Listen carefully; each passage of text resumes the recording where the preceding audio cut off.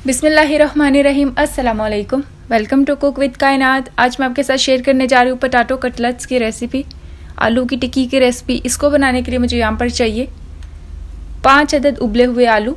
अब इनको मैं मैश कर लूँगी पोटैटो मैशर में, इनको डालकर 1 बार 3 मैश कर लूँगी। और ये जो 2 रह गए इनको भी मैश कर लूँगी।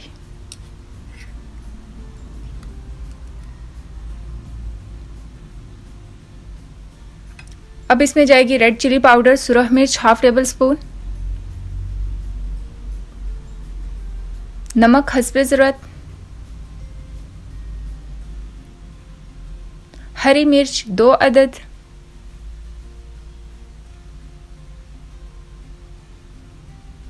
हरा धनिया 3 चम्मच, ये मैं ज़्यादा इस्तेमाल कर रही हूँ, और चिली फ्लेक्स ½ टेबल स्पून। इनको अच्छे से मिक्स कर लें। ये बहुत ही सिंपल, बहुत मज़ेदार आलू की टिक्की बनती है। अब इसको मैं राउंड शेप दे दूंगी। ऐसे पकड़ कर इसको गोल गोल घुमा लें और फिर अच्छे से इसको शेप देकर हल्का सा ऐसे प्रेस कर दें। अगर कहीं से टिक्की टूट जाती है तो उसको आप ऐसे सेट कर दें।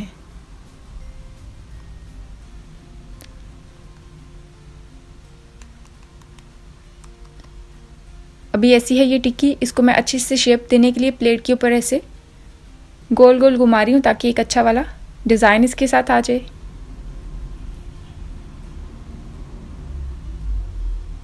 और सारी आलू की टिक्कियाँ ऐसे ही मैं बना कर रख लेती हूँ।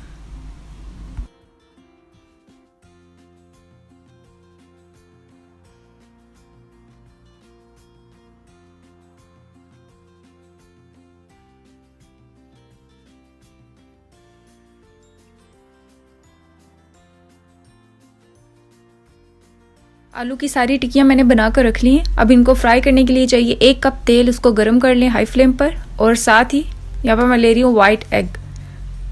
इसका सिर्फ वाइट एग जाएगा इसमें, और उसको अब मैं बीट कर लूँगी। ये जो चीज़ है ख़त्म हो जाएगी बीट करने के साथ।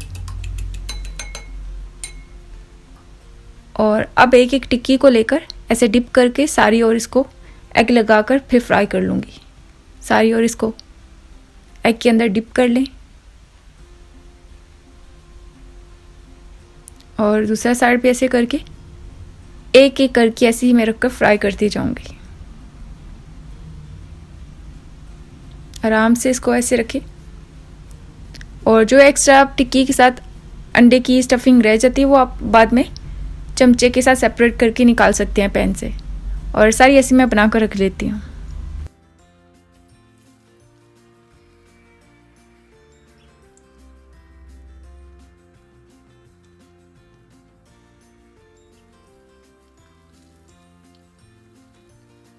आलू की टिक्कियों को हाई फ्लेम पर कुक करना है। सिर्फ एग को 1 से 2 मिनट कलर देना है। अंदर से आलू की जो स्टफिंग है वो पकी हुई है, सिर्फ एग को कलर देना है ऊपर से।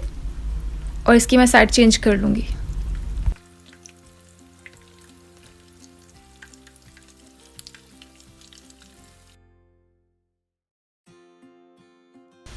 आलू की टिक्कियाँ तैयार हैं। अब इसको मैं टिश्यू पेपर के ऊपर रख देती हूँ ताकि जो टिक्की का एक्स्ट्रा ऑयल है वो टिश्यू पेपर के अंदर जज़ब हो जाए। और माशाल्लाह बड़ी अच्छी कुक हुई है। अंडे की जो ऊपर कवरिंग होती है वो जस्ट इसलिए होती है कि जो आलू की स्टफिंग है अंदर से वो बिखरे ना, और एक अच्छा सा कलर रहता है इसके ऊपर। और इस टिक्की को स्पेशली नान के साथ सर्व किया जाता है। नान के साथ ये बहुत अच्छी लगती है। आप इसको मिंट की चटनी के साथ सर्व कर सकते हैं। फ़िलहाल मैं इसको सर्व करूँगी समोसा चटनी के साथ। मेरे पास दही नहीं था तो मैंने मिंट की चटनी नहीं बनाई। और इसको मैं सर्विंग डिश में निकाल कर रख देती हूँ। अगर आपको ये मेरी आलू की टिक्की की रेसिपी अच्छी लगी हो तो मुझे कमेंट में बताना, लाइक करना, सब्सक्राइब करना मत भूलिएगा। दुआओं में याद रखिए। इंशाल्लाह न्यू रेसिपी के साथ जल्द मुलाकात होगी। तब तक के लिए अल्लाह हाफिज़।